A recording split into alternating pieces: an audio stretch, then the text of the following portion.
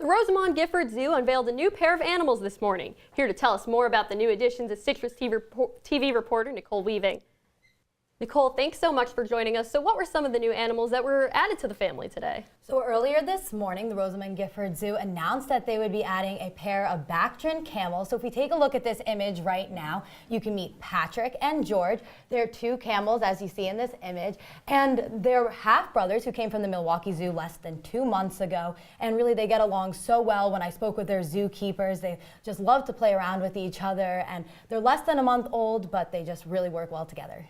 Okay, and you said these species were called the Bactrian camels. What exactly makes these camels so special? So unlike the dromedary camels that we're used to seeing roam around in the desert, these camels are much more accustomed to colder temperatures. And I spoke with zoo director Ted Fox, who told me what specifically makes them so well accustomed to the cold.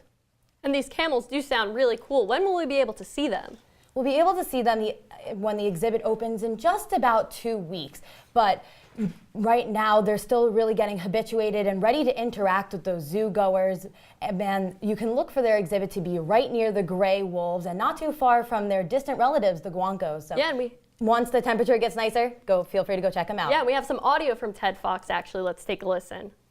We selected the Bactrian camels over the dromedaries because they are critically endangered. They do exceptionally well in cold weather. They actually prefer it because of, as you can see, they're very furry.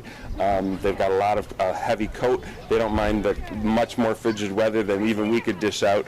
They come from the Mongolian and Chinese Gobi Desert, which is a higher elevation desert with very, very severe cold temperatures and heat too. So they're very adapted to just about any weather we can dish out.